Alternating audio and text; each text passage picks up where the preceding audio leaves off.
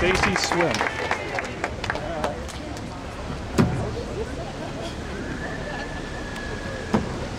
I think I need to shrink a little bit first. But I ask you to repeat, first of all, good afternoon, fellow freedom fighters.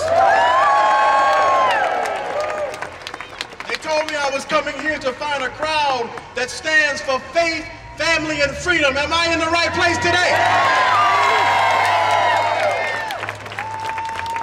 I want you to repeat these 3 words after me from your very spirit. Resist.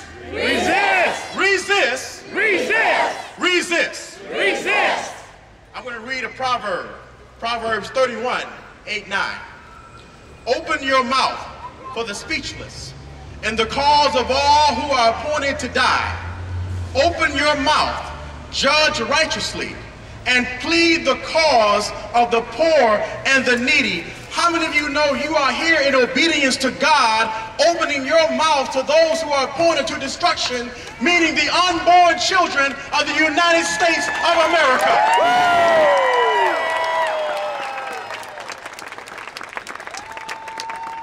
The Declaration of Independence was structured in such a way that intended that socialism would forever be unconstitutional.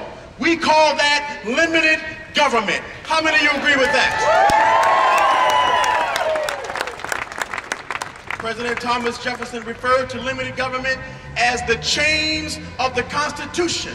And his goal and the goal of the founders is that elected officials would never grow government too big. They would never grow government to where no longer are the government serving the people, but the people are serving the government. I say somebody in Washington, D.C. has it wrong today. Are we in agreement? Yeah! The Department of Health and Human Services absolutely violates religious freedom, the freedom of every Christian church and institution of the United States. And I want you to know something today, that your political ideology doesn't matter here today. I don't care whether you're a Republican, Democrat, conservative, liberal, it doesn't make me any difference. I just want to know, do you believe in individual freedom today? Do you believe it? The HHS mandate is nothing short of special interest lobbying. You know what this is? This is special and pro-choice organizations. We know who's really behind this, don't we? We understand that this is the fruition of the nefarious agenda of Planned Parenthood and those who have said that unborn life doesn't matter, but we're here to tell government unborn life absolutely matters, and we will resist.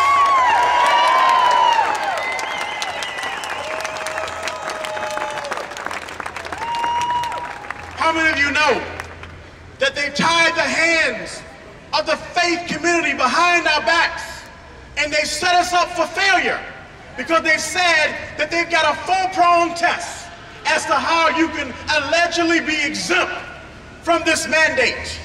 How many of you know that they're lying to the American people?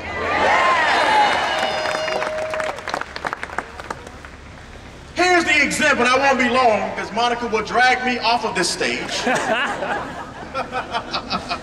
The church or faith-based institution or employer must, I'm going to read this because I want it to be exactly as they said it.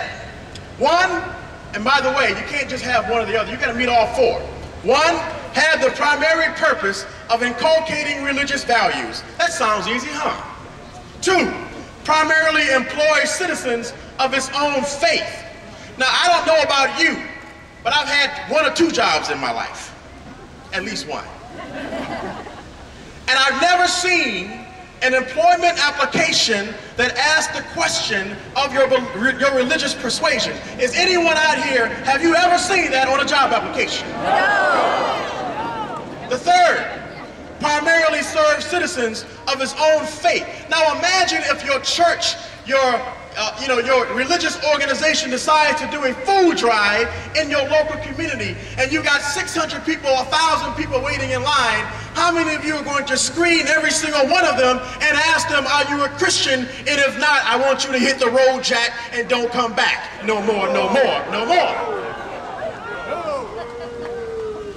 And finally, you must be tax exempt and not required to file tax returns. So you see, my friends, every church and every religious institution in the republic are faced with the dilemma. You do not have an exemption. They are lying to the American people, and we are here to say that we are not going to stand for it. Am I right about it?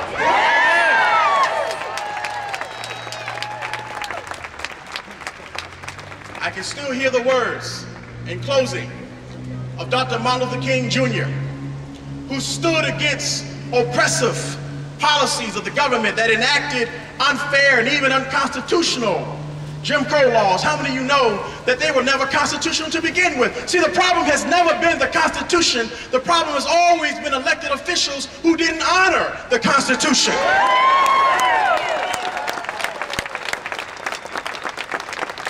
So I can still hear Martin Luther King Jr. saying what we are saying to President Obama today, what we are saying to government today. All we're saying to you, Mr. President, is be true to what you said on paper. Be true to the Constitution of the United States of America. And finally, in the words of Dr. King, truth forever on the scaffold, wrong forever on the throne. But yet that scaffold sways the future. Behind the dim unknown standeth God within the shadows, keeping watch above his own. Dr. King said, William Cullen Bryant was right. True Christians shall rise again. The Bible is right. They shall reap what they sow. God bless you.